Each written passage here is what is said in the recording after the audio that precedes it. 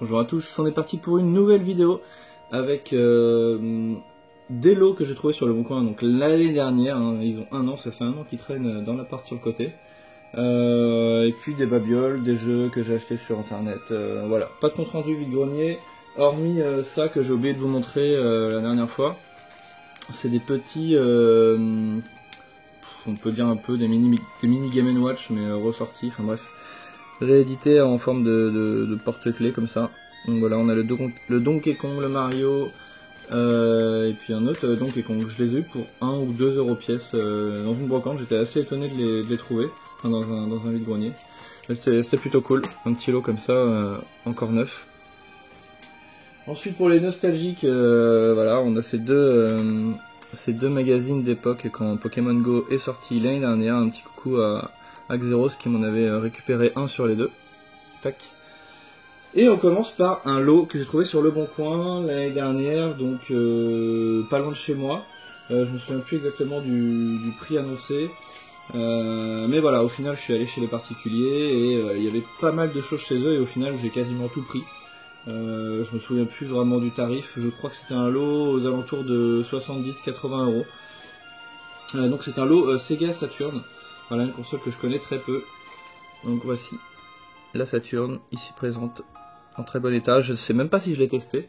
Il faudra que je la teste et que je l'échange ou que je la vende celle-ci parce que je la possède déjà. Et voilà, on a un lot avec pas mal de jeux.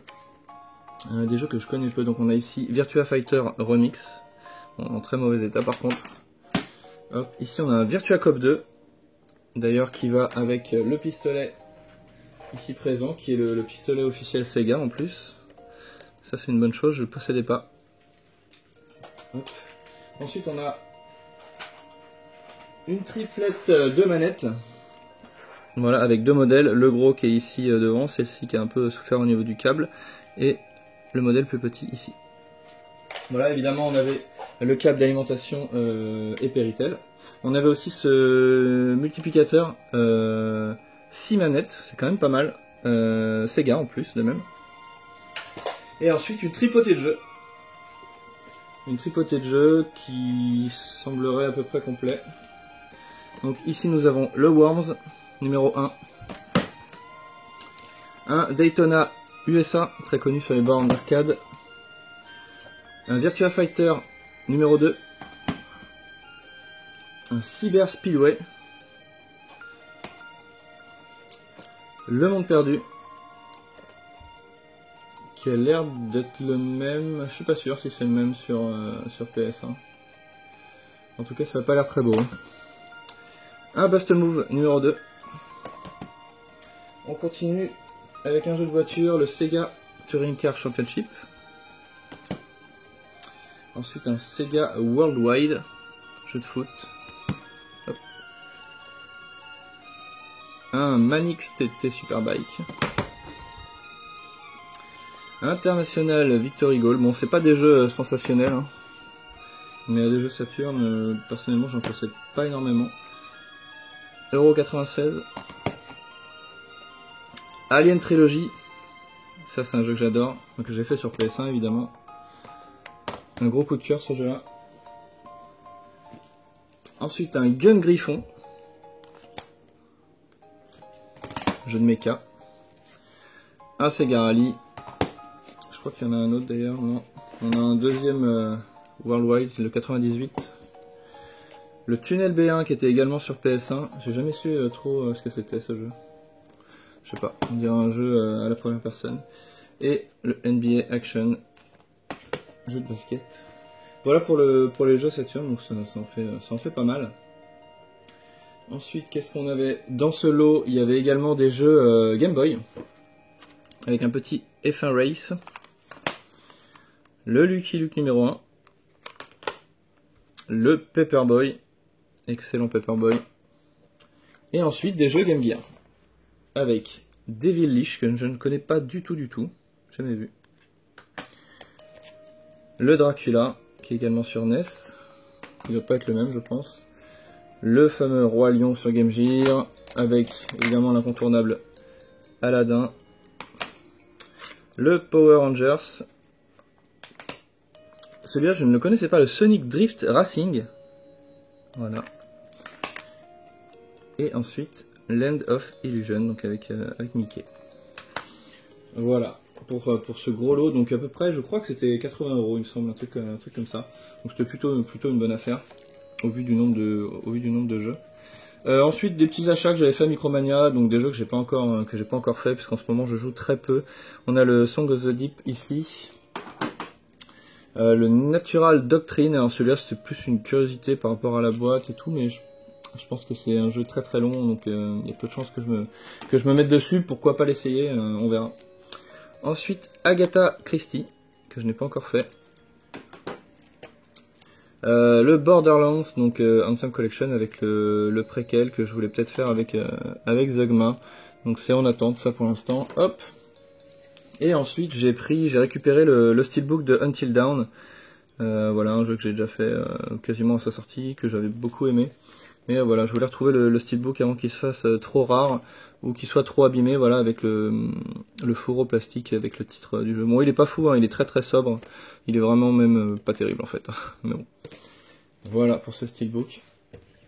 Et on a ici aussi Little Nightmare, voilà, l'édition 6 édition. Voilà, l'espèce de petite édition collector que je n'ai pas ouvert encore, que j'avais reçu il y a quelques semaines, quelques mois maintenant. Voilà. Ensuite on a le Crash Bandicoot. Ça c'est le jeu auquel je joue en ce moment. Le Crash Bandicoot qui est ressorti sur PS4. Donc le tout premier, je l'avais déjà fait maintes et maintes fois sur PS1 et il n'y a pas très longtemps avec Ionzio, on l'a fait, on était sur Skype, on l'a fait en même temps. Ça s'est plutôt bien passé. Donc je suis curieux de découvrir en fait le 2 et le 3, surtout que je ne connais pas du tout. Et donc voilà, qu'est-ce qu'on va dire par rapport à la maniabilité, il y a eu quelques critiques. Je la ressens un petit peu, donc par rapport surtout dans les sauts quand Crash est en l'air. Alors après, est-ce que c'est une impression parce que j'en ai entendu parler et que je me dis c'est vrai, effectivement il y a ce petit problème qui est pas exactement comme sur la PS1. Mais voilà, il suffit juste de s'y habituer, de prendre ce jeu-là en tant que tel, et puis ça passe très bien, on s'éclate toujours autant. Bien que il me fait parfois rager parce qu'en fait on a un système de vie. Quand on meurt, on perd des vies évidemment, et ensuite on utilise un continu, etc. Après on n'a plus de vie et c'est un peu la merde. Contrairement à Rayman par exemple où vous mourrez, vous reprenez tout de suite au checkpoint, donc vous êtes beaucoup moins énervé puisque vous pouvez recommencer à l'infini. Voilà, ce Crash, il y a une gestion des vies quand même dans le jeu, donc ça peut être assez énervant quand on perd plusieurs fois d'affilée au même endroit.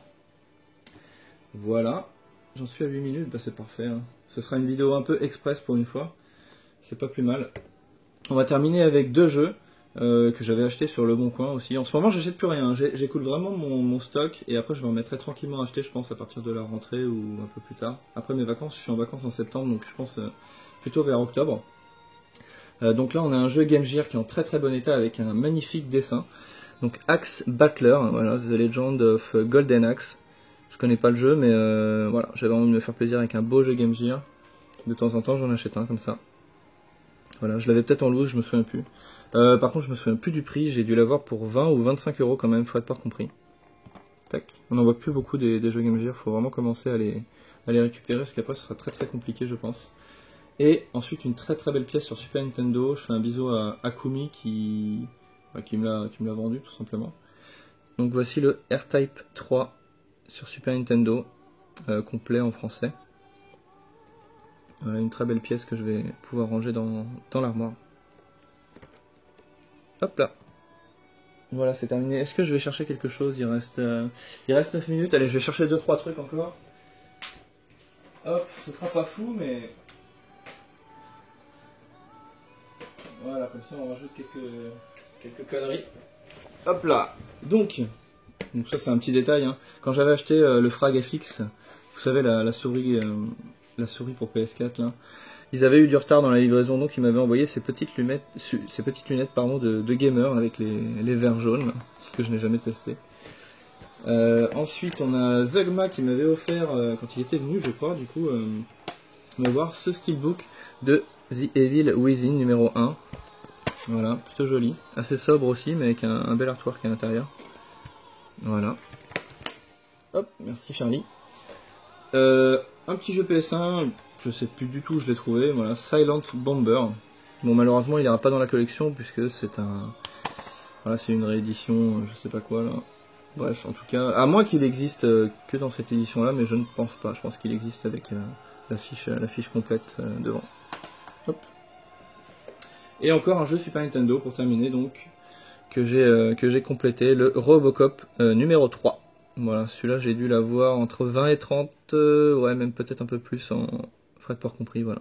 25, entre 25 et 35 je pense. Je me souviens plus. Voilà, voilà les amis, je vous fais un bisou et je vous dis à la prochaine. Ciao!